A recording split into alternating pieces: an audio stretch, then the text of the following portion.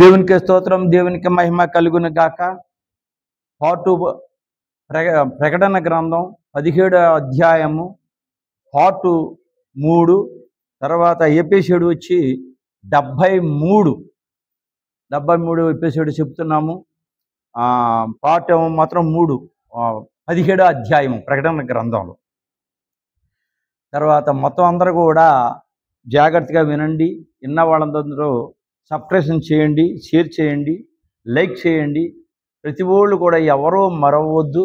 ప్రతి వాళ్ళు కూడా అందరికి తెలియపరిచి దేవుని దీవెనలు పొందండి. దేవునికి స్తోత్రం, దేవునికి మహిమ కలుగును గాక. ఆమేన్. వేశ్య అనగా మత సిద్ధాంతము. వేశ్య అనగా మత సిద్ధాంతము.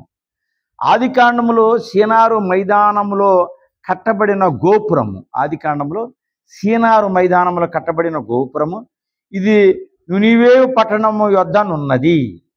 ఇవన్నీ కూడా తూర్పు భాగాలు ఉన్న దేశాలు. ఇది నినివే పట్టణంలో యోనా ప్రవర్తించిన చోట దగ్గరలో ఉన్నది. వచ్చినప్పుడు వేరుగా బోధింపవలెను. ఇది అందులోది కాదు. నినివే పట్టణం 3 భాగాలుగా విడిపోయిన దేశము. అది వేరేగా బోధించాలి. ఇది ఇరాక్ దగ్గర మెసొపొటేమియా దగ్గర ఉన్న రాజ్యం. ఇది ఇరాక్ దగ్గర మెసొపొటేమియా దగ్గర ఉన్న రాజ్యము కూడాను. దీని మొదటి అన్యరాజునే నెబుకద్నెజరు పరిపాలన చేశాడు. అన్యులు దేవుని యందు లేని వాళ్ళు నెబుకద్నెజరు పరిపాలన చేసేవారు. పాలస్తీనాలో యూదులు ఉన్నారు. పాలస్తీనాలో యూదులు, దేవుని నిర్మించుకున్న యూదులు ఉన్నారు. వారిని కల్దీయులు తిన్నగా బబులోనులకి తెచ్చిరి. కల్దీయులు అక్కడి నుంచి తిన్నగా బబులోనికి అక్కడ రప్పించారు. షడ్రకు మోషే అబేద్నెగో అనే యవనస్తులు బబులోనులోనికి చెరగొని పోబడినారు. ఆ చెరగొని ఆళ్ళలోకి ఈ విశ్వాసులు కూడా అందులోనే కలుసుకున్నారు. వారు అతడి నుండి తిరిగి పాలస్తీనాకు వచ్చినట్లు కనబడలేదు. వాళ్ళు మళ్ళీ అక్కడే ఉండిపోయారు. వాళ్ళ మార్పు తీసుకురావడానికి కానీ పాలస్తీనాకి వచ్చినట్టు వాళ్ళు కనిపించడం లేదు. రాజైన నెబుకద్నెజరు యూదుల యందు దయగలవాడు. నెబుకద్నెజరు మాత్రం రాజుల యందు దయ కలిగిన వాడు, ప్రేమ కలిగిన వాడు, ప్రజల మీద అభిమానం కలిగిన వాడు. ప్రజలకి ఏదన్నా కావాలంటే నిలబడి చేసే అతను ఈ నెబుకద్నెజరు. వేశ్య యోధ 1, బౌద్ధ 2, 3, హిందూ 4, నాస్తిక 5, జైన 6, క్రైస్తవ మతంలోని మిగిలిపోయిన వారు కూడా వేశ్య అనే గుంపులోని చేరుదురు. ఈ వేశ్యల్లోని చాలామంది ఉన్నారు. వేశ్య అనగా మరి సొలొమోను రాసించిన గ్రంథంలో, సామెతలు గ్రంథంలో తేనెగంట నూనెపైనది వేశ్య మాటలు తీగా ఉంటాయి. అలాగే బౌద్ధంలోనూ కూడా ఉన్నారు. బౌద్ధం అంటే వాళ్ళు దేవుని ఏరే దేవుళ్ళని నమ్ముకొని రకరకాలుగా చక్కగా ఉండేవాళ్ళు. వాళ్ళలో కూడా ఉన్నారు. హిందువుల్లో కూడా ఉన్నారు. అలాగే నాస్తిక అంటే దేవుడు లేడు అని చెప్పే వాతావరణం కలిగిన వాళ్ళు చాలామంది ఉన్నారు ఈ భూలోకం మీద. వాళ్ళలో కూడా వేశ్య ఉంది. అలాగే జైన మతంలో కూడా వేశ్యాలు ఉన్నారు. 6, క్రైస్తవ మతంలోని మిగిలిపోయిన వారు కూడా ఈ వేశ్య గుంపులో చేరుదురు. క్రైస్తవ మతంలోని మిగిలిపోయిన గుంపు అంట. ఈ వేశ్య అనగా క్రైస్తవ మతంలోని బాప్తిసం తీసుకుంటారు, క్రైస్తవులు అంటారు, గుళ్ళోకి వెళ్తారు, దర్శన భాగాలు ఇస్తారు, అన్నీ కూడా ఇస్తారు, కానీ అన్నీ చేస్తారు, కానీ అందులో దేవునితో స్నేహంగా ఉండరు, దేవునికి దగ్గరగా ఉండరు, దేవుడు అంటే దూరంగా ఉంటారు. దేవునిలో మిగిలిపోయిన వాళ్ళు, అంతస్తుకి ఎక్కలేని వాళ్ళు, ఎవరిళ్ళు దేవునితో సంబంధం లేని వాళ్ళు. అలాగే ఈ భూలోకం మీద సంఘాలు కూడా చాలా ఉన్నాయి. నా సంఘం గొప్ప అంటే నా సంఘం గొప్ప, నా సంఘం గొప్ప అంటే నా సంఘం గొప్ప. ఇప్పుడు దాదాపు లేదంటే 73 ఎపిసోడ్లని విడుదల చేశాను.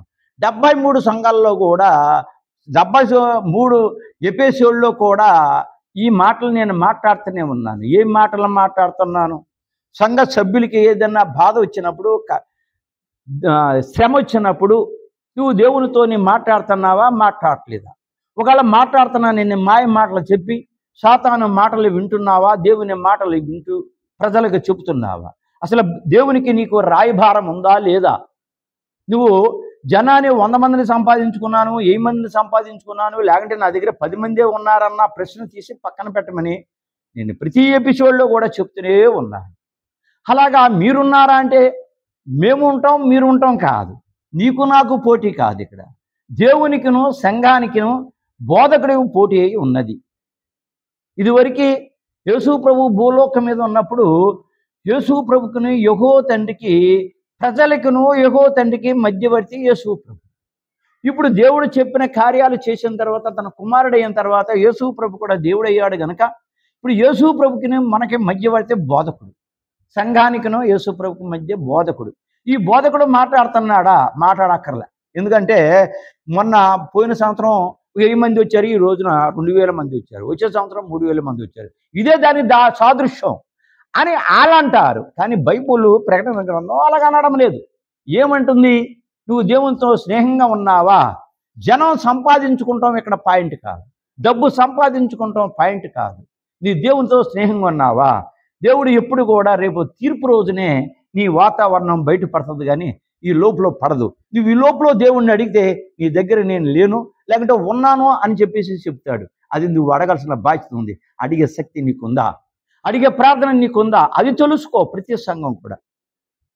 ఎందుకంటే దైవ సిద్ధాంతములను విడిచిపెట్టి తమ సొంత సిద్ధాంతాలను అవలంబించుటను బట్టి దైవ సిద్ధాంతాలు విడిచిపెడుతున్నారు. ఎవరి ఇష్టప్రకారంగా వాళ్ళు ప్రవర్తిస్తున్నారు, ఎవరి ఇష్టప్రకారంగా వాళ్ళ బోధిస్తున్నారు. చూడండి, ఆదికాండం నుంచి ప్రకటన గ్రంథం వరకు కూడా ఎక్కడ చూసినా, పాత నిబంధన చూసినా, కొత్త నిబంధన చూసినా, 12 మంది శిష్యులు చూసినా, యేసు ప్రభు చూసినా, చిల్లి మాటను, చిల్లంగి మాటలను, నవ్వులాట మాటలు బైబిల్లో ఎక్కడ కనిపించినా సరే రోషము, పౌరుషము, రక్తంతో కడగబడి పరిశుద్ధాత్మతో నిలబడ్డ వాతావరణం ఇక్కడ కనబడుతుంది. కానీ కొంతమంది ప్రజలు ఆకర్షణ శక్తికి వాళ్ళు ఇష్టప్రకారంగా మాట్లాడుకుంటారు, సిల్లిగా నవ్విస్తారు. ఇవన్నీ కూడా వెనకాల సాతాను నుండి నాటకం చేసి, ఆ నాట్యాన్ని ప్రకారంగా చేసి జనాన్ని ఆక్రమించుకున్నంత మాత్రం, నువ్వు సంపాదించుకున్నంత మాత్రం రేపు దీన్ని తీర్పు ఉంది. ఇది నేను చెబుతున్నానని కాదు, నువ్వు దేవుణ్ణి అడుగు. నిజమా అబద్ధమా? వీరు ఈ గుంపులో చేరుదురు. ఏ గుంపులో చేరుదురంట? సొంత సిద్ధాంతాలను అవలంబించి వాళ్ళ ఇష్టప్రకారంగా సొంత సిద్ధాంతాలు వాళ్ళ ఇష్టప్రకారంగా అవలంబిస్తారు. అందులోని గుంపుల్లోని ఎక్కువ మంది చేరతారు. ఈ లోకమందు అనేక మతాలు ఉన్నవి. మతాల్లోనూ మిషన్లోనూ వారి కన్నా బోధల్లోని తేడా ఉన్నది. ఏం చెబుతుంది ఇక్కడ? చెబుతుంది ప్రకటన గ్రంథం వివరంగా చెప్తుంది. ఇది ప్రతి ఎపిసోడ్లో కూడా విడుదల చేశాను. మామూలు వాక్యం చెప్పేటప్పుడు కూడా నేను విడుదల చేస్తున్నాను. దేవుడు ఒక్కడే. అతను ఎవరో? తండ్రి, కుమార, పరిశుద్ధాత్మ. ముగ్గురు ఒక్కరే ముగ్గురు. ఈ ముగ్గురే ఉన్నారు. కానీ బోధకుల్లో ఇక్కడ తేడా ఉందని ప్రకటన గ్రంథం వివరణ చెప్తుంది. ఈ ప్రకటన గ్రంథం అంటే ఏంటి? బైబిల్కి మన మనిషికి గుండెకాయ ఎంత అవసరమో బైబిల్లో కూడా ఇది గుండెకాయ లాంటిది. అందుకని ఇందులో వివరంగా చెప్తుంది. మతాల్లో, మిషన్లోనూ వారి కన్నా బోధలోను తేడా ఉన్నది. బోధకుల్లో తేడా కనిపిస్తుంది. దేవుడు అతనే కదా, అందరూ బోధకులు బోధించేది ఒకటే కదా, అక్కడ తేడా ఇక్కడ తేడా అంటారేంటి అని అన్నవాళ్ళు చాలామంది లోకంలో ఉన్నారు. అది తప్పు. దేవుడు ఒక్కడే. బోధకుల్లో తేడా ఉన్నది, సంఘాల్లో తేడా ఉన్నది. అది గ్రహించాలి. ఈ ప్రకటన గ్రంథం స్వయంగా దేవుడు చెప్పింది. దేవుడు చెప్పినప్పుడు అట్లాలం గారు ఉన్నాం, తర్వాత దేవదాసాయి గారు రాసిన గ్రంథం ఇది. ఈ గ్రంథాన్ని అబద్ధం అని ఎవడు అనకూడదు. ఒకవేళ అబద్ధం అంటే దానికి శిక్ష పడే వాతావరణం ఉంది. కాబట్టి చెప్పిన వాక్యం నీకు అర్థం అవ్వకపోతే దేవుణ్ణి అడగాలి తప్ప ఇది తప్పు అంటే ఎవడు సరిపోదు. ఇట్టి తేడా ఉండుటను బట్టి, బైబిల్లోని సిద్ధాంతములు భిన్నంగా ఉండుటను బట్టి వీరందరూ వేశ్య అనే గుంపులోనికి వెళ్ళిపోవుదురు. ఇలా సిద్ధాంతాలు తప్పు, వాతావరణాలు తప్పు. ఈ తప్పు బోధలు చేసిన వాళ్ళందరూ కూడా వేశ్య, తప్పు చేసే మనిషి. అంటే వేశ్య అంటే ఇప్పుడు వేశ్య తప్పు, స్త్రీ అని ఉంది. ఇక్కడ ఏశ్య అని ఉంది, స్త్రీ అని ఉంది. అంటే స్త్రీయే కాదు ఇది వర్తించాల్సింది. పెళ్లి కుమారుడు యేసు ప్రభు, పెళ్లి కుమార్తె వధువు సంఘం. వధువు సంఘము పెళ్లి కుమార్తె అంటే స్త్రీలే కాదు, పురుషులు కూడా వధువు సంఘమే. అందుకని ఇక్కడ స్త్రీ వేశ్య అన్న స్త్రీ అక్కడ బోధకుడు కూడా చెబుతుంది. మగోళ్ళు స్త్రీ లెక్కకు వస్తారు, ఆడవాళ్ళు స్త్రీ లెక్కకు వస్తారు. ఓన్లీ స్త్రీ కాదు, ఇక్కడ అందరూ కూడా ఒకే లెక్క వస్తారు. వధువు సంఘం అన్నప్పుడు అది ఎలా ఉందో తేడా ఇది అలాగే ఉంది. ఇది దేని అర్థము? పరిశుద్ధాత్మ అర్థము, అంతేగాని శరీరానికి సంబంధించింది కాదు. ఇది ఆత్మకు సంబంధించిన అర్థం, అంతేగాని మన ఇష్టప్రకారంగా మాట్లాడుతూ కుదరదు. పరమగీతము పరిశుద్ధాత్మకు సంబంధించింది, ఆత్మకు సంబంధించింది బోధ. ప్రకటన గ్రంథం పరిశుద్ధాత్మ అంటే ఆత్మకు సంబంధించిన బోధ. ఇది వారి బోధల్లో బైబిల్లకు విరుద్ధమైన బోధలున్నవి. ఇష్టప్రకారంగా ఒక్క మాట చదువుతారు, ఒక్క మాట చదివి మళ్ళీ బైబిల్ తీరు. ఇష్టప్రకారంగా గంటలు తీసుకెళ్ళిపోతా ఉంటారు. అబ్బో బైబిల్ చూడకుండా ఎన్ని విధాలుగా చెప్పేస్తున్నారు వీళ్ళు, ఇష్టప్రకారంగా చెప్పేస్తున్నారు. అబ్బో పెద్ద సీనియర్ బోధకుడు. ఏంటి సీనియర్ బోధకుడు? బైబిల్ అంటే మహాసముద్రం, నీ ఇష్టప్రకారం చెప్పుకుంటూ వెళ్ళిపోతే కుదురుద్దా? ఒక అక్షరం కానీ ఒక పొల్లు కానీ ఏది తీయకూడదు, ఏది కలపకూడదు, తర్వాత నీ ఇష్టప్రకారంగా మాట్లాడకూడదు. ఇక్కడ ప్రతి అక్షరానికి వివరణ ఉంది, ప్రతి ఒత్తు కూడా వివరణ ఉంది. నువ్వు బైబిల్ చూసుకొని చెప్పాలి, కానీ నీ ఇష్టప్రకారంగా చెప్పడానికి నీళ్ళు లేదని బైబిల్ గ్రంథం స్పష్టంగా చెప్తుంది. వారి బోధనలో బైబిల్లకు విరుద్ధమైన బోధలు ఉన్నవి. నువ్వు బైబిల్ అక్షరాన్ని బట్టి దానికి అర్థం సరిపోతే కానీ నీ ఇష్టప్రకారం చెప్పుకుంటూ పోతే విరుద్ధమైన బోధలు ఉన్నాయి. ఆ విరుద్ధమైన బోధలు కాదు, బైబిల్ చదివి దానికి వివరణ ప్రతి అక్షరాన్ని కూడా చెప్పుకోవాలి మనం. గనుక ఇట్టివారు అందరూ ఈ గుంపులోనికే వెళుదురు. ఏ గుంపులోకి వెళ్తారట? వేశ్య గుంపులోకి వెళతారు. తప్పు చేసిన వాళ్ళలోకి వెళతారు. తప్పు బోధ చేయువారును తప్పు బోధ వినువారును ఈ గుంపులోని వారే. దేవునికి స్తోత్రం, దేవునికి మహిమ కలుగును గాక. నేను వెళ్ళానండి అక్కడికి, వాళ్ళ బోధ విన్నానండి, ఇంటికి వచ్చేసానండి, కన్నీరు మున్నీరుగా విలపించానండి, ఏడ్చానండి. నేను ఈ రోజు ప్రార్థన చేసుకుంటానండి, 3 మార్లు చేస్తానండి, 4 సార్లు చేస్తానండి, 5 సార్లు చేస్తానండి అనేవాళ్ళు చాలామంది ఉన్నారు. కానీ ఇక్కడ ఏమైనా ఉందో జాగ్రత్తగా వినండి. ఏమేమంటే ఇట్టివారు అందరూ ఈ గుంపులోనికే వెళుదురు. తప్పు బోధ చెయ్యువారును తప్పు బోధ విన్నవారును కూడా ఈ గుంపులోని వారే. ఇది నేను స్వయాన రాసుకున్నది కాదు, ప్రభు చెప్పిన మాటలు. నేను వెళ్తున్నానండి, ప్రార్థన చేస్తున్నానండి. ప్రార్థన చేస్తే నీ సమస్య ఎందుకు ఉంటుంది? అది కరెక్ట్ అయితే నీ సమస్య ఎందుకు? నీ ఇంట్లో నీ ప్రాబ్లంలు ఎందుకు ఉంటుంది? అత్తకి కోడలకి, కోడలకి అత్తకి, భర్తకి అత్తకి, తర్వాత ఎన్ని సమస్యలు, మామకి కోడలకి ఎన్ని గొడవలు ఉన్నాయి. ఈ గొడవలు ఎందుకు వస్తాయి? ఆర్థిక పరిస్థితి ఎందుకు వస్తుంది? అనారోగ్యం ఎందుకు వస్తుంది? నువ్వు నిజమైన బోధ చోటకి వెళితే నువ్వు అడగాలి. నేను చెబుతాను, నేనేమంటాను, కొంతమంది బోధకులు ఏమంటారు, నాది కరెక్ట్ అంటారు, కొంతమంది ఏమంటారు నాది కరెక్ట్ అంటారు. నేను దీనికి ఒకటే ప్రశ్న చెప్తాను. నువ్వు నిజమైన విశ్వాసురాలు అయితే కన్నీరు కార్చి ప్రార్థన చెయ్యి. ఏది నిజము ఏది అబద్ధము అడగండి.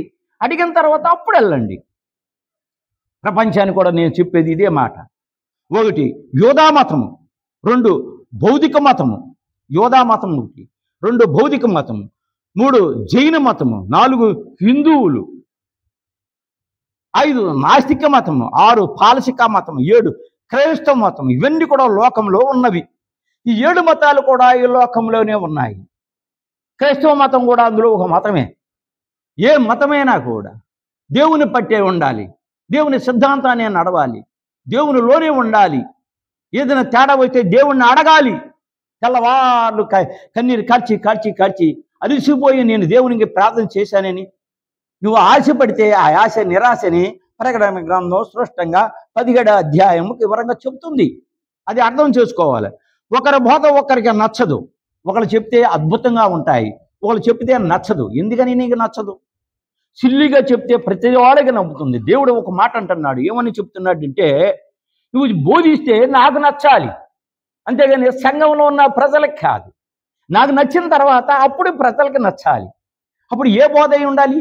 పరిశుద్ధాత్మతో ఇది బోధించిన తర్వాత, పరిశుద్ధాత్మ నింపుదల అయిన తర్వాత, ఆత్మ సంబంధించిన బోధ వచ్చిన తర్వాత ఇది దేవునికి నచ్చుతుంది. ఈ నచ్చిన బోధ ప్రజలకి నచ్చలేదంటే ఇక్కడ తేడా ఏముందంటే నీలో సాతానుగాడు ఉన్నాడు. అందుకని నీకు బోధ ఇది వివరంగా అర్థం అవడంలే. అందుకని నీవు బోధ అర్థం అవ్వడం లేదు కాబట్టి ఎవరు తెలియదు. 7 ప్రకటన గ్రంథంలో 7 సంఘాలు ఉన్నాయి. 7 సంఘాల్లోని నేను చదివినప్పుడు నాకేమీ అర్థం అవ్వలే. ఎలా రాయాలో నాకు తెలియడంలే. చాలాసార్లు చదివాను కానీ తెలియడంలే.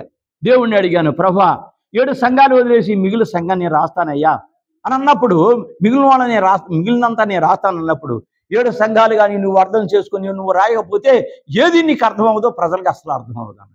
మరి ఏం చేయమంటారు? ఉపవాసం ఉండి ప్రార్థన చేసి అప్పుడు రాయమన్నారు. అప్పుడు ఉపవాసం ఉండి ప్రార్థన చేసినప్పుడు ఈజీగా అర్థమైంది. ప్రకటన గ్రంథం అంతా ఈజీగా అర్థం అవ్వదు. అర్థం చేసుకుంటే ట్రై చేయండి, ప్రార్థించండి.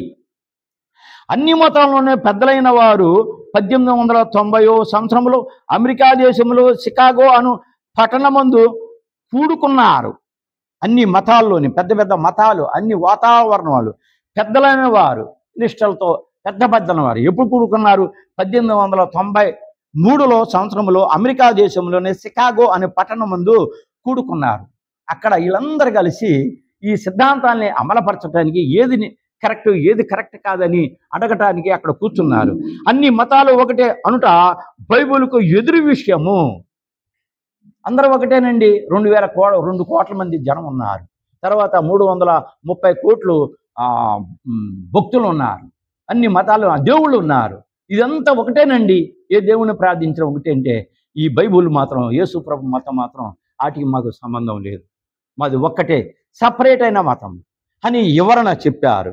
మత భేదాలు ఒకరు విగ్రహారాధన చేయుట ద్వారా భక్తి వృద్ధి అగునని తెలియజేసిరి.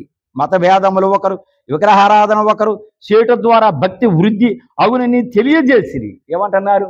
భక్తితో ఉండి నువ్వు ఏ దేవుని నమ్మినా, ఏ విగ్రహాన్ని నమ్మినా, ఇది నమ్మినా, అది నమ్మినా, ఏది నమ్మినా ఒకటే. కానీ పూర్తిగా నీకు భక్తి ఉంటే దేవుని దగ్గర నీకు భక్తి ఉన్నట్టే అని తేల్చారు. ఇది కేవలము వాక్యమునకు విరుద్ధం అని అక్కడ ఉన్న పెద్ద వాళ్ళు చెప్పేశారు. ఇది దానికి సంబంధం లేదు. వేరే మతాలకి బైబిల్ మతానికి సంబంధం లేదు. అందుకని అందులో ఈ కలవటానికి లేదు అని చెప్పేసి వివరంగా అక్కడ పెద్దలు చెప్పారు. స్వామి వివేకానందను మత గురువు వచ్చాను. ఆ రోజున స్వామి వివేకానంద అన్న మత గురువు కూడా అక్కడ ఉన్నారు. ఎవరు ఉపన్యాసము బాగుగా ఉండునో అది జడ్జిలను ఏర్పాటు చేసింది. జడ్జిలను అక్కడ కూర్చోబెట్టారు. ఎవరు స్పీచ్ ఇస్తారో, ఎవరు మాట్లాడతారో, ఎవరిది బాగుందో అని ఆ జడ్జి తీర్మానం బట్టి అక్కడ జడ్జిలను కూర్చోబెట్టారు. మతానికి సంబంధించిన వాళ్ళు వాక్యాన్ని చెప్పడాన్ని ప్రారంభించారు. ఇవన్నీ వాళ్ళు వింటూనే ఉన్నారు. వివేకానందం గారి ప్రసంగము బాగుందని ఆ కూటంలోని వారు మెచ్చుకునిరి. వివేకానందం గారు చాలా చక్కగా చెప్పారు, అర్థమయ్యేలాగా చెప్పారు, బోధించారు అని ఆ జడ్జీలు అక్కడ ఉన్న వాళ్ళందరూ కూడా ఏకగ్రీవంగా ఎన్నుకున్నారు. ప్రతావారు ఉపన్యాసము అంచు వేయించుకొని కొనిమని కోరిరి. ప్రతివారు ఉపన్యాసములు అచ్చు వేయించుకోమని కోరారు. ఈ వాక్యాన్ని వివేకానంద గారు చెప్పిన వాక్యాన్ని అచ్చు వేయించుకోండి, పుస్తకాలు రాయించుకోండి, అదే పద్ధతిలో నడవండి అని కొంతమంది చెప్పారు. కూటమి చివర ముగింపులు పరలోక ప్రార్థన చేయవలని ఒక తీర్మానం చేసిరి. లాస్ట్లోని పరలోక ప్రార్థన, ఏ దేవుడైనా కూడా పరలోకంలో ఉంటాడు కాబట్టి అదే ప్రార్థన చేయండి అని చెప్పారు. పరలోక ప్రార్థన మతము కనబడలేదు అని మతములు వారు ఆ ప్రార్థనలోనే అందరూ ఏకీభవించాడు. ఇప్పుడు పరలోకమందున మా తండ్రి అన్న ప్రార్థనలో అందరూ కూడా అదే ప్రార్థనలో ఏకీభవించారు. సాతాను, అంతక్రీస్తు, అబద్ధ ప్రవక్తలు, కప్పలు కల్పించిన సిద్ధాంతములు మున్నకున్న వాటిని గొప్ప శక్తి ఉన్నది సాతాను, అంతక్రీస్తు. ఈ అంతక్రీస్తు క్రియలు ఇంకా జరుగుతున్నాయి. 666 ముద్ర వచ్చేసింది. కానీ నా బాధ ఒకటే, ఎక్కడ చూసినా కూడా, ఏ మతాల్లో చూసినా, ఏ బోధకులు చూసినా రాకడ కోసం ఎవరు ప్రకటించడం లేదు. ఈ రాకడ కోసం ప్రకటిస్తే మరణం వస్తుందని భయం. అది ఉన్నది చెప్పడానికి భయం ఎందుకు? భయం పడాల్సిన అవసరం ఏమీ లేదు. ఎందుకంటే ఇది ప్రకటన గ్రంథం, అన్ని కూడా రాకడికి దగ్గర సొల్యూషన్లో ఉంటుంది. 65 పుస్తకాలు ప్రపంచం అంతా నలుమూలలో తిరిగింది. కానీ ఈ ప్రకటన గ్రంథం అసలు ఎక్కడ తిరగలేదు. ఇది కూడా తిరగాలని దేవుని చిత్తం. 35 సంవత్సరాల క్రితం రాసుకున్న ఈ బోధని నీవు పుస్తకాలు లోన పెడతాయి కాదు, బయట బోధించమని ప్రభు చెప్పాడు. ఎన్ని దేశాలకు వెళ్ళాలా, ప్రపంచమంతా తిరగాలి, అన్ని భాషల్లో తిరగాల, కనీసం లేదంటే ఆంధ్ర కూడా ఇక్కడ తిరగడం లేదు. అదే దేవుణ్ణి అడిగాను, నీ పని నేను చెప్పింది నువ్వు చేయడం, మిగిలిన భాషల్లో పంపించడం నా పని, నువ్వు చెప్పింది చెయ్యి, తర్వాత నా పని నేను చేసుకుంటానన్నారు. స్తోత్రం ప్రభు అన్న. అంతక్రీస్తు, అబద్ధ ప్రవక్తల, కప్పలు కల్పించిన సిద్ధాంతములు ఇవన్నీ కూడా మున్నగు వాటిని గొప్ప శక్తి ఉన్నది. అంతక్రీస్తు, అబద్ధ ప్రవక్త, కప్పలు సిద్ధాంతాలు ఏర్పాటు చేశారు. ఆ సిద్ధాంతాలు ఇప్పుడు లోకం మీద నడుస్తూ ఉన్నాయి. తప్పు సిద్ధాంతము ఇన్న ప్రజలకు నాశనము కలుగును. తప్పుడు సిద్ధాంతాలు నువ్వు ఎంత గొప్పగా చెప్పు, వివేకానంద గంట ఇంకా గొప్పగా చెప్పు. తప్పుడు సిద్ధాంతాలు, ఆ తప్పు సిద్ధాంతాలు అంతకాలం లోకంలో ఉండవు. సాతానుకు ఎంత శక్తి ఉన్నప్పటికీ అది అంతము, ఎంత శక్తి ఉన్నప్పుడు కూడా సాతాను అంతము. ఇందాక ఇంకా క్లియర్గా అర్థమేమలేదేమో. వివేకానంద స్వామి చెప్పింది గొప్పగా ఉందన్నారు, అచ్చులు వేయించుకోమన్నారు. అయితే తర్వాత పరలోక ప్రార్థన దేవుని నమ్ముకున్న క్రైస్తవులు చేశారు. అతను కూడా, అందరూ కూడా ఏకీభావించారు, ఇది బాగుందని అన్నారు. అంతేగాని అది బాగుందని ప్రజలు అంటాం కాదు. దేవునికి నచ్చాలి, దేవునికి మొప్పు కలగాలి. 7వ పాత్ర కాలంలో పూర్తిగా పోవును. 7వ పాత్ర కాలంలో పూర్తిగా అంతరించిపోవును. 7వ పాత్ర భూమి మీద కుమ్మరించగా ఆరాపది నదిగాడ, తర్వాత అటు ఇటు రాజులు రావటానికి కాలంలో ఎండిపోయి యుద్ధానికి సిద్ధమవుతూ ఉంటుంది. అర్మేగేదోను యుద్ధం కాదు. అలాగే 7వ పాత్ర భూమి మీద కుమ్మరింపగా భయంకరమైన భూకంపము, భయంకరమైన శ్రమలు, ఇవన్నీ కూడా ఏకమవుతాయి. అమెరికా ఇప్పుడు హిందూ మతమును పాటించుతున్నారు. అమెరికా వాళ్ళు కూడా హిందూ మతాన్ని పాటిస్తున్నారు. ఇదివరకే అమెరికా వాళ్ళు మొత్తం అంతా దేవుని నమ్ముకున్న బిడలే, అక్కడక్కడ హిందూ మతాన్ని పాటిస్తున్నారు. ఆ హిందూ మతాన్ని పాటించడంలోని ఒక ఊరు మొత్తం అంతా, ఒక సగం దేశం అంతా కూడా ఉప్పు నెచ్చి కొట్టుకెళ్ళిపోయింది. ఇప్పుడు భారతదేశం నుంచి వెళ్ళి అక్కడ నేర్పుకున్న వాళ్ళకి చాలా నష్టాలు కలుగుతున్నాయి. 1000 ఏళ్ల పరిపాలన కాలంలో రాజ్య సువార్త ప్రకటింపబడును. 1000 ఏళ్ల పరిపాలన, 7 ఏళ్ల శ్రమల కాలం అయిపోయిన తర్వాత 1000 ఏళ్ల పరిపాలన వస్తుంది. ఆ 1000 ఏళ్ల పరిపాలనలోని దేవుడే స్వయంగా పరిపాలిస్తాడు. ఎందుకు ఈ లోకంలోని ఎంతో మంది మినిస్టర్లు, తెలివైన వాళ్ళు పరిపాలించాడు, కానీ న్యాయాన్ని పరిపాలించలేదు. ఉన్నది ఉన్నట్టు, లేనివాడు లేనట్టుగానే చూశారు. అయితే దేవుని పరిపాలన అలా ఉండదు. ముందు సాదృశ్యం అపోస్తులు పరిపాలించాడు ఈ దేశాన్ని.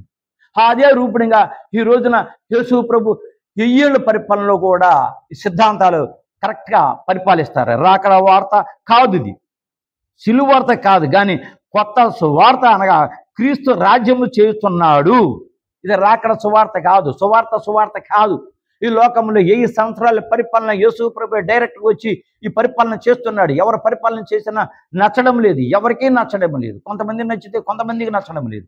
దేవుడు చేసే పరిపాలన అందరికీ కూడా 100% నచ్చుతుంది. మరియు ఏలుచున్నాడు గాన తప్పు సిద్ధాంతాలు ఉండకూడదు. ఎవరు పరిపాలించినా తప్పుడు సిద్ధాంతాలు ఉండకూడదు, తప్పుడు బోధలు ఉండకూడదు. న్యాయాన్ని, ధర్మాన్ని సిద్ధాంతానిగా ఉండాలి అని ప్రకటింపబడును.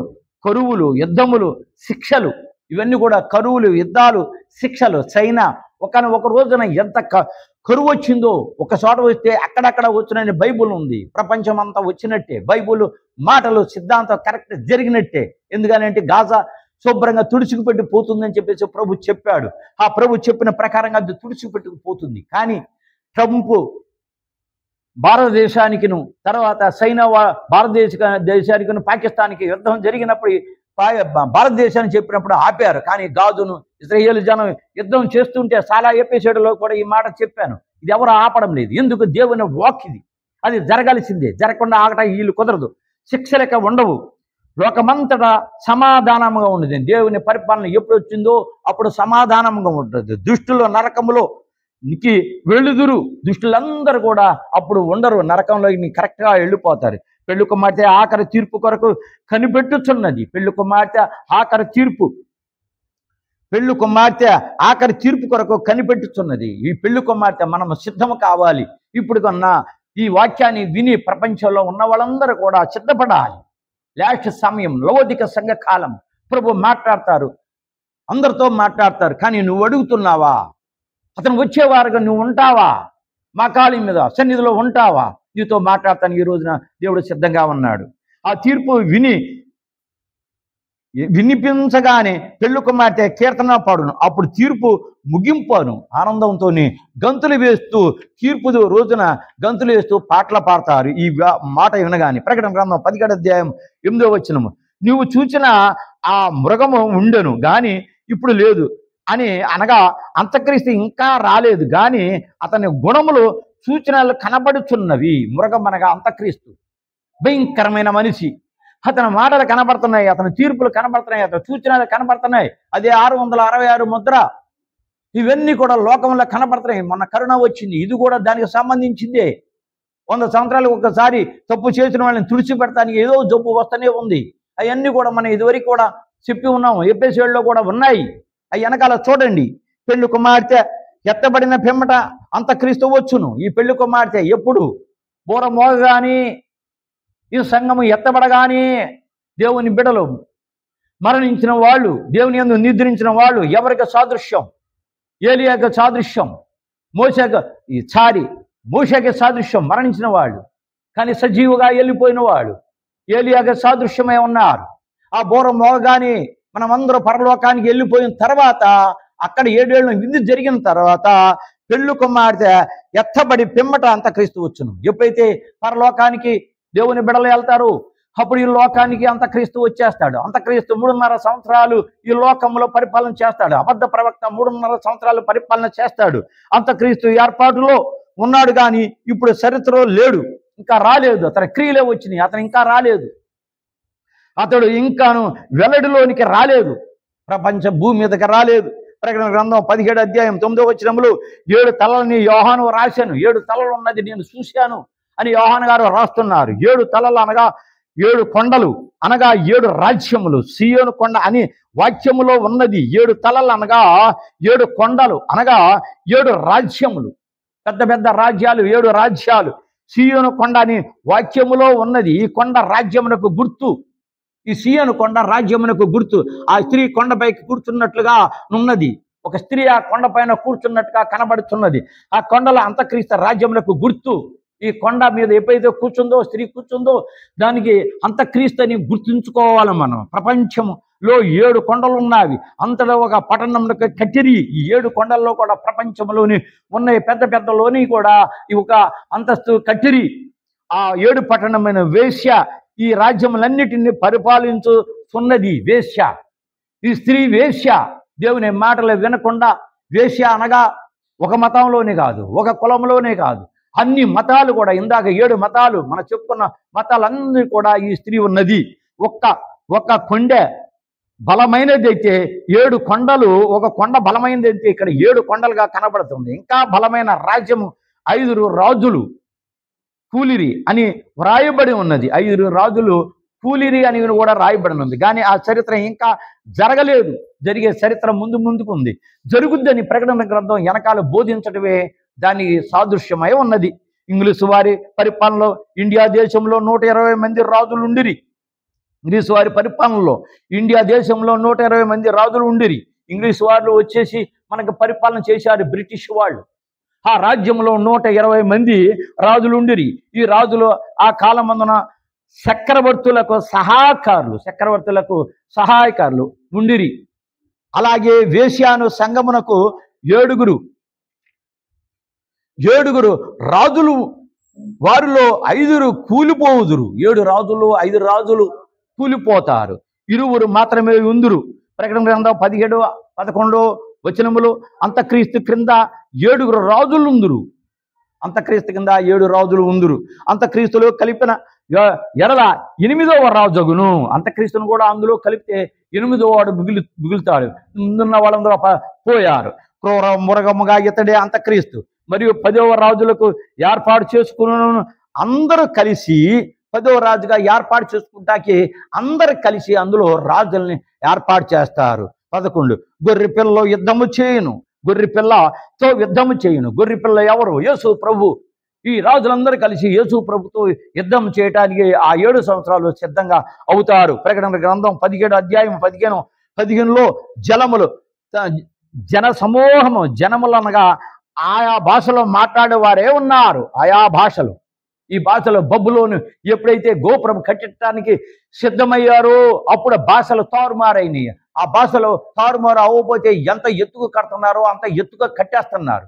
అందుకని అక్కడ భాషలు తారుమారు చేయడానికి చేసే సిద్ధాంతాన్ని బట్టి ఆ బబులోను కాడ ఆపేశారు. దీని అర్థమంతా ఒకటే, అనగా ప్రపంచంలోనున్న వారందరూ అన్ని అర్థములు, ప్రజలు అనగా లోకము, ప్రపంచంలోనూ ఉన్న ఒకటే అనగా మతము, ప్రపంచంలో ఉన్న వారందరూ అని అర్థము, ప్రజలు అనగా లోకంలోని వారందరూ అని ఏకరీతిగా 3 భాగములుగా చెప్పుడే ఉన్నది. భావముగా 3 భావముగా చెప్పుడే ఉన్నది. ప్రకటన గ్రంథం 17-16. ద్వేషించుట, తర్వాత 1, 2 దిక్కులేని దానిగా చేయుట, దిక్కులేని వానిగా చేయుట, 3 దిగంబరంగా చేయుట, 4 దాని మాంసమును భక్షించుట, 5 అగ్నితో కాల్చుట. వీరు తప్పు సిద్ధాంతాలను అవలంబించిన ద్వేష సంఘమునకు చెందిన వారే ఉన్నారు. వీళ్ళందరూ ఎవరు? రాజులు, తర్వాత అంతక్రీస్తు సైన్యం. ఈ సైన్యం అందరూ కలిసి అక్కడ 6వ నైదికాడిగా వచ్చిన తర్వాత అక్కడ యుద్ధం, ఆర్మగెద్దోను కాడ యుద్ధం జరుగుతుంది. ఆ యుద్ధం జరిగిన తర్వాత అక్కడ అందరూ కూడా ఆ దేవుని దెబ్బకి మరణిస్తారు, దేవుని దెబ్బకి ఓడిపోతారు. ఈ వేశ్య స్త్రీ సమస్యలందరూ కూడిన వాళ్ళే అక్కడికి వస్తారు.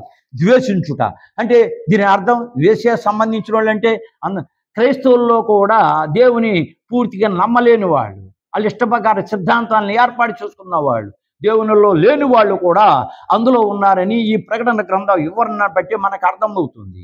ద్వేషించుట ఇక్కడ వేశ్య స్త్రీ వలె కనబడిన వేషధారణ సంఘంలోని ద్వేషమును చూపించుచున్నది. కక్ష, భేదము, అయ్యో మేమందరం ఓడిపోయేవనే బాధ. ఆ రోజు కాదు, ఈ రోజు కూడా ఓడిపోతానని వాళ్ళకి తెలుసు కానీ వాళ్ళు ఒక్కరోజు ఆనందం కోసం బహుగా ఉన్నారు. 2 దిక్కులేని వారు అనగా భూజనులైన వారి యొద్ద హృదయంలో కొంతమంది సాక్షి ఉన్నది. ఈ వేశ్య సంఘము బోధించినప్పటికీ తప్పుడు సిద్ధాంతాలను మానడం లేదు. ఎవరి సిద్ధాంతం వాళ్ళే. మనకు ప్రజలు వచ్చారా లేదా, మన వాతావరణం మనం జరుగుతుందా లేదా, ఎవరి సిద్ధాంతాల వాళ్ళకి వెళ్ళిపోతున్నారే కానీ దేవుని అడిగే జనం మాత్రం చాలా తక్కువ. భూజనంలోని ఎవరును నేర్చుకున్న జాలరు.